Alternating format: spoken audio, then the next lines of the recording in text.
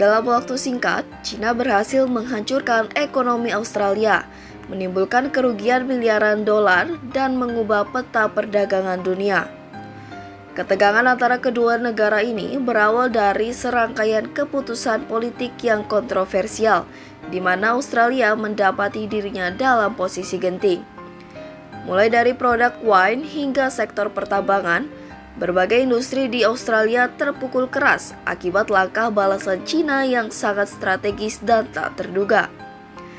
Perang dagang antara Australia dan China kini menjadi sorotan global, menunjukkan betapa rentannya sebuah ekonomi ketika bergantung pada satu mitra dagang besar.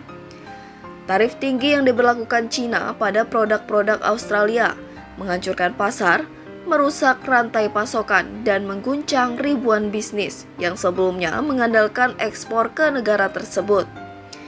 Krisis ini membuka mata dunia akan betapa kerasnya permainan geopolitik dalam perdagangan internasional. Apa yang sebenarnya terjadi di balik ketegangan ini? Apakah Australia dapat bangkit kembali dari pukulan ekonomi besar ini, atau justru semakin terperosok dalam krisis yang lebih dalam? Perang dagang memanas. Perlu diketahui, Beijing terjebak perang dagang dengan Australia. Ini membuat banyak produk negeri kangguru dikenai sanksi dan pelarangan oleh tirai bambu. Sinyal ketegangan mereda dimulai saat Duta Besar China untuk Australia, Xiao Qian, mengatakan pihaknya akan senang untuk mengatur pertemuan antara Presiden Xi Jinping dengan PM baru, Anthony Albanese. Ia mengutarakan hal itu dalam wawancara eksklusif dengan ABC.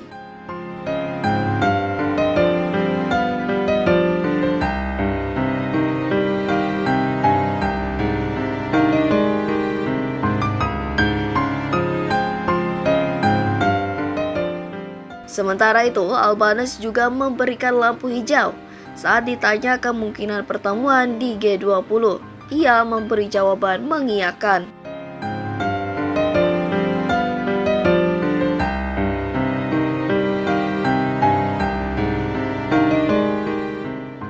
Sebenarnya, China merupakan mitra dagang terbesar Australia. Namun, hubungan antara kedua negara telah memburuk selama 5 tahun terakhir. Seruan Canberra soal penyelidikan tentang asal-usul COVID-19 di China membuat Beijing berang. Tirai bambu memberlakukan sanksi hukuman atas rangkaian impor Australia dan kontak tingkat atas telah dibekukan. Kontak tingkat menteri antara Australia dan China baru dibuka kembali Juni lalu. Ini setelah pergantian PM dari Scott Morrison dan Albanese. Cari titik temu. Antagonisme masih menggelayuti kunjungan Menteri Luar Negeri China Wang Yi ke Australia, seperti kunjungan terakhir kali tahun 2017 silam. Namun saat bertandang di Canberra, Rabu 20 Maret, dia mengaku perbedaan kedua negara telah dikikis melalui upaya diplomatik sejak beberapa bulan silam. Menurut Wang, pendekatan tersebut berhasil mencairkan suasana dan kedua pihak kini berusaha membangun rasa saling percaya dan mempertahankan momentum baik dalam relasi diplomatik.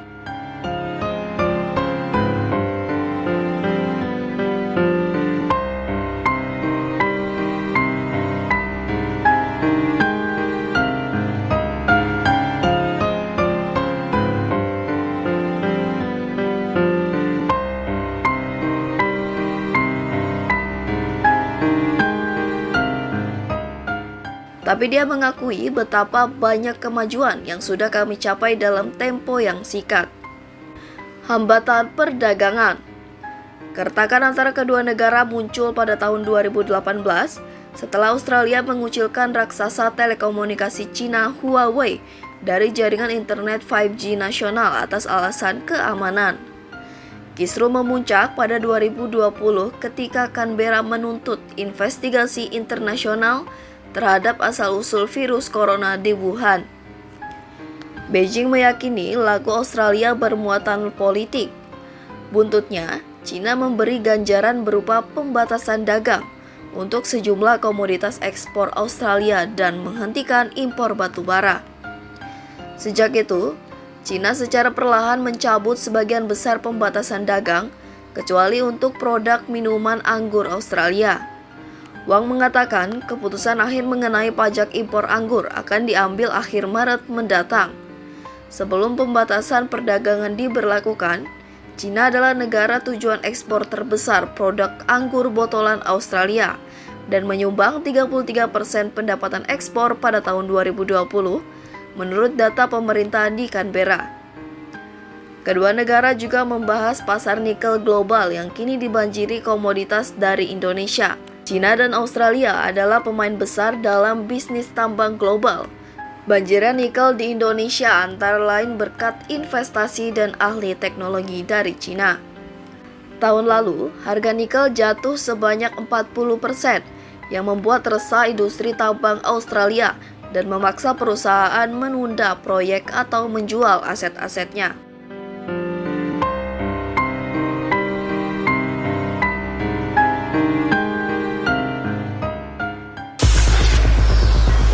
Cina berhasil memenangkan perselisihan dengan Australia di Organisasi Perdagangan Dunia atau WTO terkait tarif produk baja dengan Australia yang telah berlangsung selama hampir 3 tahun. Atas keputusan WTO ini, Australia dilaporkan menerima. Keputusan memenangkan sengketa antara Cina dan Australia ini diputuskan oleh WTO pada Selasa 26 Maret 2024. WTO menyebut otoritas Australia tidak konsisten dalam menerapkan sejumlah peraturan anti-dumping. Menteri Perdagangan Australia Don Farrell memastikan bahwa Canberra menerima keputusan WTO dan mendukung sistem perdagangan berbasis aturan.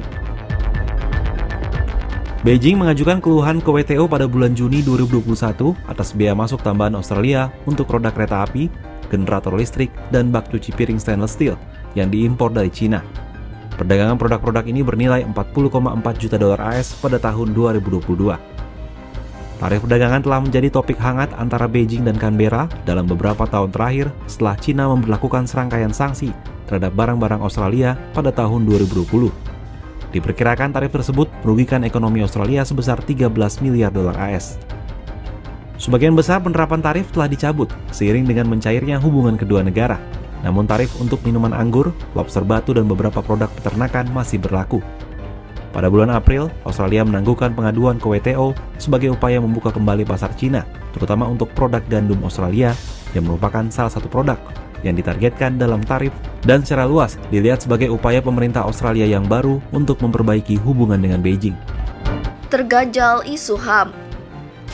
Meskipun memuji stabilitas baru antara Beijing dan Canberra, Wang juga mengisyaratkan sejumlah titik perselisihan yang masih berlangsung.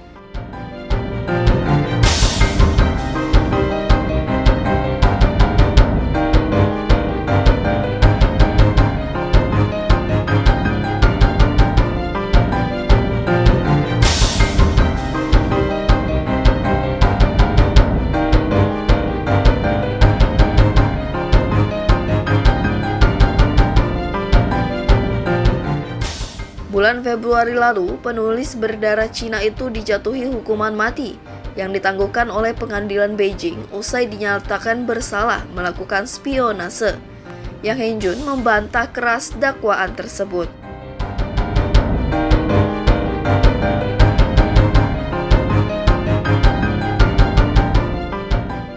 Hong Kong pada hari Selasa 19 Maret mengesahkan Undang-Undang Keamanan Nasional baru yang memberlakukan hukuman berat bagi kejahatan yang terkait dengan pengkhianatan dan pemberontakan.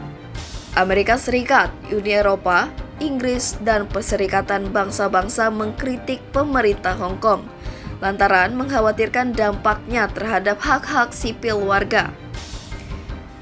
Di Canberra, pertemuan kedua Menteri Luar Negeri dibayangi aksi unjuk rasa menentang pelanggaran hak asasi oleh Cina. Para demonstran ikut mengibarkan bendera Tibet dan Xinjiang, serta mengacungkan plakat bertuliskan hak asasi manusia tidak untuk dijual dan bebaskan Yang Hengjun.